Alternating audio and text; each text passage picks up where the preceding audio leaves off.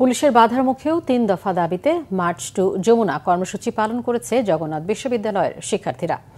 দাবি আদায় না হওয়া পর্যন্ত অবস্থান কর্মসূচি চলবে বলে জানিয়েছেন তারা। শান্তিপূর্ণ ও পূর্ব নির্ধারিত কর্মসূচিতে পুলিশের হামলার তীব্র নিন্দা ও জড়িত পুলিশ সদস্যদের বিচারের দাবি জানিয়েছেন জগন্নাথ বিশ্ববিদ্যালয়ের শিক্ষক সমিতির সভাপতি। বিস্তারিত জানাচ্ছেন মামুন আব্দুল্লাহ।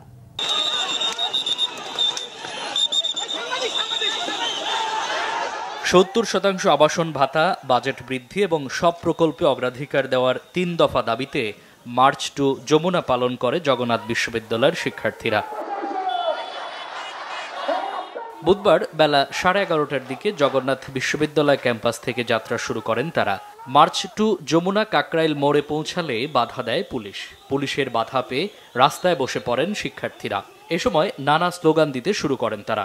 এক পর্যায়ে টিয়ারশেল, সাউন্ড গ্রেনেড নিক্ষেপ করে তাদের ছত্রভঙ্গ করার চেষ্টা করে পুলিশ। এতে অন্তত 50 জন শিক্ষার্থী ও কয়েকজন পুলিশ আহত হন। ব্যারিকেডের সামনে ছিলাম, ওখানে আমাদের সাররা ছিল, সারদেরকে উপেক্ষা করে আমাদেরকে পিটানো হয়েছে। টিয়ারশেল লাগছে ভাই। আমরা আমাদের ন্যায্য দাবি আদায়ের জন্য যমুনা অভিমুখে রওনা হয়েছি। আমাদের উপর অনবরত টিয়ার গ্যাস, টিয়ারশেল নিক্ষেপ করা শুরু করে।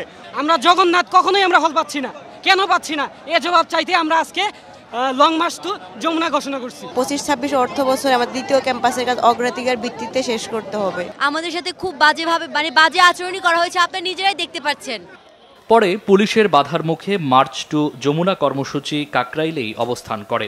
বারবার আশ্বাস দেওয়ার পরেও ন্যায্য দাবি আদায় না হওয়ায় ক্ষোভ জানান শিক্ষার্থীরা। 19,000 শিক্ষার্থীর মধ্যে যদি 1,000 স্টুডেন্ট একটা হলে থাকে, তাহলে বাকি 18,000 শিক্ষার্থী হলবিহীন অবস্থায় থাকে। হল নির্মাণের জন্য বারবার দাবি জানিয়েছে, কিছু এর কোনো অগ্রগতি হয় নাই। আমাদেরকে বারবার প্রতিশ্রুতি দেওয়া হচ্ছে, কিন্তু সেটা বাস্তবে রূপ নিচ্ছে। পূর্ব নির্ধারিত কর্মসূচিতে হামলার তীব্র নিন্দা জানান বিশ্ববিদ্যালয় শিক্ষক সমিতি। জড়িত পুলিশ সদস্যদের বিচারের আওতায় আনার দাবি জানান তারা।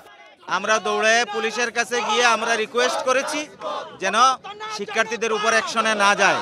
পরিস্থিতি আমরা কন্ট্রোল রাখবো এবং আমাদের দাবি অত্যন্ত শান্তিপূর্ণভাবে আমরা জানাবো।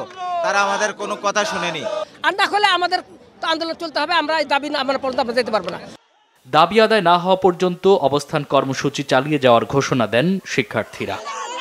মামুন আব্দুল্লাহ, বাংলা ভিশন, ঢাকা।